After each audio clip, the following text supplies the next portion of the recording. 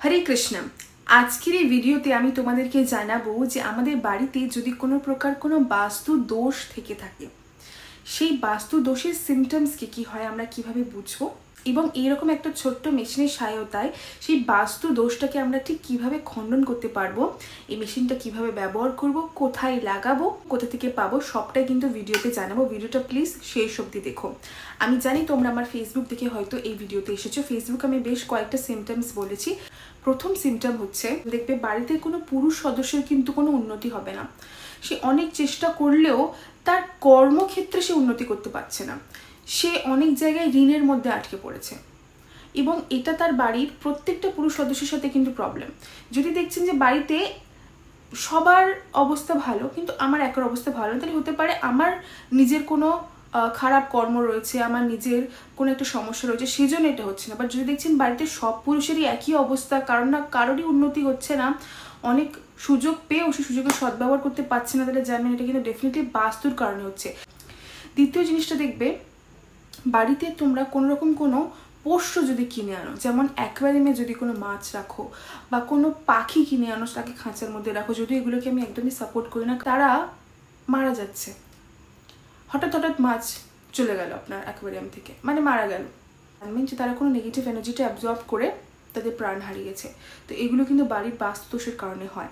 তৃতীয়, কোনো পায়রা আপনার বাড়িতে বাসা বেঁধেছে। পায়রা কিন্তু সেই জায়গায় বাসা বাঁধে যেই জায়গায় কিন্তু নেগেটিভ এনার্জি রয়েছে, কারণ পায়রা কিন্তু সবসময় নেগেটিভ এরিয়ার মধ্যে থাকতেই পছন্দ করে। এছাড়াও যে কোনো গর্ভবতী মারা দেখবেন তাদের গর্ভ নষ্ট হয়ে যাচ্ছে বারবার, এবং এইটা রিপিটেডলি আমাদের সাথে হচ্ছে। মানে আপনার হয়তো ঠাকুমার সাথে হয়েছে, আপনার কোনো একটা কাকিমার সাথে হয়েছে, কোনো একটা দিদির সাথে আপনার হলো, আপনার সাথে হলো, তো রিপিটেডলি এই জিনিসগুলো আপনার পরিবারের মধ্যে ঘটছে, তাহলে জানতে হবে এটা কিন্তু বাস্তুদোষের কারণে হয়ে থাকে। এছাড়া দেখবেন যখন বাড়িতে কোনো গাছ লাগাচ্ছেন, যেমন তুলসী গাছ, তুলসী গাছ কিন্তু ভীষণ সূক্ষ্ম। তুলসী গাছ যখন আপনি বাড়িতে লাগাবেন তখন খুব স্বচ্ছতা, পরিষ্কার পরিচ্ছন্নতাটা বজায় রেখে তুলসী গাছ লাগাতে হয়, নাহলে কিন্তু তুলসী গাছকে আপনি বাঁচাতে পারবেন না। তাই তুলসী গাছ কিন্তু ভীষণ সূক্ষ্ম। সেই তুলসী গাছ কিন্তু বাড়িতে বারবার আপনার শুকিয়ে যাচ্ছে, যতবার লাগাচ্ছেন ততবার শুকিয়ে যাচ্ছে। বাড়িতে যে শুভ গাছগুলো লাগাচ্ছেন সেগুলো ভালোভাবে ফল দিচ্ছে না। বাড়িতে প্রচুর ফল গাছ লাগিয়েছেন কিন্তু ফলের গাছে কোনো ফল হচ্ছে না, এগুলো নেগেটিভ এনার্জির কারণে হয়ে থাকে।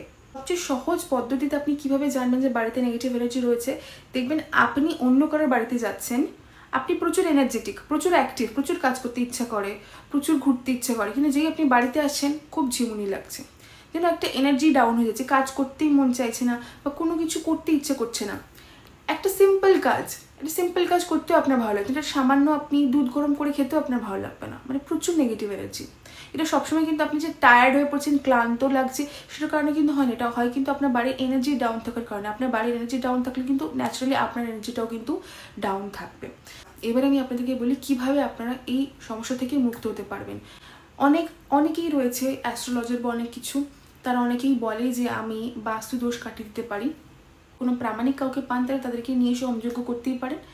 আর যদি কারোর উপর বিশ্বাস না হয় তাহলে দয়া করে হুট করে কাউকে আনতে যাবেন না, কারণ অনেকে বাস্তু ভালো করার নামে বাস্তু খারাপ করে দেয়। আমার নিজের মামা বাড়ির বাস্তু, আমরা বনেদি বাড়ির ফ্যামিলি, আমাদের বাড়িতে হচ্ছে বিরাট বড় বাড়ি, সেই বাড়িতে অনেক আগেকার দিনে একজন কাউকে ডাকা হয়েছিল, সে বাস্তু ভালো করার নামে বাস্তু কিছু একটা পুঁতে দিয়ে গিয়েছিল, সেটার পরে পুরো বাস্তুটাই নষ্ট হয়ে যায়। তাই অনেকেই কিন্তু ভালো ইন্টেনশন নিয়ে আসে না, তাই সবসময় বাস্তুতে কাউকে ডাকার আগে 4 বার ভাববেন। সবচেয়ে সেফ ওয়ে হচ্ছে বাড়িতে কিন্তু আপনি নরসিংহ যজ্ঞ করাতে পারেন। নরসিংহদেব এতটাই পাওয়ারফুল যে আপনার বাস্তু কেন পুরো ইউনিভার্সকে প্রোটেক্ট করতে তিনি সক্ষম। যেদিনে করে নিরামিষ খাবেন সেদিনে করে নরসিংহ কবচ স্তোত্র এই বাড়ির প্রোটেকশনের জন্য পাঠ করবেন, নরসিংহ আরতি রেগুলারলি গাইবেন।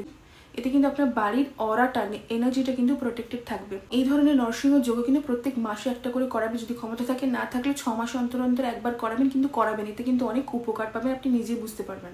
এছাড়া আমি যে মেশিনটার কথা বলছিলাম সেটা হচ্ছে এই মেশিনটা। একদম ভুলে ভাববেন না যে কোনো প্রমোশনাল ভিডিও করছি, এটা আমার নিজের পয়সায় কেনা। তো এই মেশিনটা আমি একটা মন্দির থেকে কিনি। এখন তোমাদেরকে বলবো এই মেশিনটা কি, কেমনভাবে কাজ করে, কোথায় লাগাবে। এই মেশিনটার এখানে রয়েছে একটা স্পিকার, এখান থেকে কিন্তু সাউন্ডটা বেরোয়, ঠিক আছে। এই মেশিনের মধ্যে কিন্তু অনেক ভজন রয়েছে, ভগবানের নাম এতটাই পবিত্র যে তার নামের ভাইব্রেশন যদি এয়ারের মধ্যে যায়, মানে হাওয়ার মধ্যে যায়, যে কোনো ধরনের নেগেটিভ অরা এনার্জিটাকে কিন্তু কাট ডাউন করতে সেটা হেল্প করে। তাই ডেফিনেটলি এরকম একটা মেশিন কিনে আনো যাতে 24 ঘন্টা আপনাদের বাড়িতে কিন্তু ভগবানের নামের ভজন চলতে থাকবে। এই মেশিনে কিন্তু আপনারা সাউন্ডটাকে আপ ডাউন করতে পারেন, এখানে কিন্তু একটা সিস্টেম রয়েছে। তাই আপনারা একদম লো সাউন্ডে 24 ঘন্টা বাড়িতে এটা লাগিয়ে রাখুন। আচ্ছা কীভাবে লাগাবেন? ঝুলিয়ে লাগাবেন কি? একদমই নয়, এটা লাগাবেন হচ্ছে এরকমভাবে প্লাগে লাগিয়ে, যেরকম বাড়িতে আপনি অল আউট বা মর্টিন লাগান, এটা কিন্তু তেমনই সিস্টেম। এই পিছনে এই যে এটা দেখতে পাচ্ছেন, এটা এইভাবে লাগিয়ে দেবেন, সুইচ দিয়ে দেবেন, ওটা আপনি চলতে থাকবে। এই মেশিনটাতে কিন্তু এদিকে আর একটা সুইচ রয়েছে, যেটা আপনি যদি টেপেন তাহলে একটা ভজন বাজবে, আরেকবার টিপলেন ভজনটা চেঞ্জ হয়ে যাবে, আরেকবার টিপবেন অন্য একটা ভজন চলবে। তো এর মধ্যে কিন্তু একটা ভজন নয়, 10-12টা ভজন কিন্তু স্টোর থাকে। আপনি যতবার টিপবেন আপনার কিন্তু ভজন প্রত্যেকটা টেপাতে এটা চেঞ্জ হতে থাকবে। তো এই ধরনের একটা মেশিন বাড়িতে নিয়ে আসুন, 24 ঘন্টা এই ভজনটা কিন্তু আপনাদের বাড়িতে যদি চলে, আপনাদের অনেক নেগেটিভ এনার্জি থেকে আপনারা মুক্ত হতে পারবেন, এটা আমার গ্যারেন্টি। লাগাবেন কোথায়?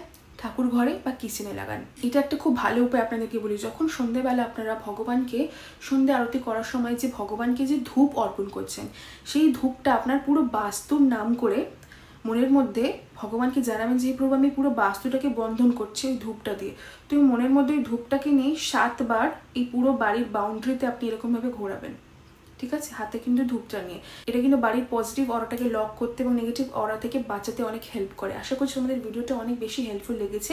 যদি লেগে থাকে এবং তোমরা জানতে চাও যে এই মেশিনটা তোমরা কোথা থেকে কিনতে পারো, দেখো আমি তো সোজা গিয়ে কোনো মন্দির থেকে কিনে নিয়েছিলাম। তোমরা এই মেশিনটা পাবে কিন্তু তোমরা যে কোনো ইস্কন মন্দিরে তোমরা পেয়ে যাবে, বা বৃন্দাবনে গিয়ে বৃন্দাবনের যে কোনো স্টোরের মধ্যে তোমরা যদি বলো যে ভজন চলে 24 ঘন্টা সেরকম মেশিন আমাদেরকে দেখো, তাহলে কিন্তু তোমরা এটা পেয়ে যেতে পারো। বা অনলাইনে যদি তোমরা খুঁজো তাহলেও হয়তো তোমরা পেয়ে যেতে পারো। ভিডিও যদি তোমাদের ভালো লেগে থাকে তাহলে তাদের সাথে শেয়ার করতে ভুলো না, যাদের বাড়িতে বাস্তু দোষ রয়েছে এবং ভীষণভাবে তারা ক্ষতিগ্রস্ত হয়েছে। ভিডিও ভালো লাগলে যার আগে একবার প্রেম সে হরে কৃষ্ণ বলা একদম ভুলো না।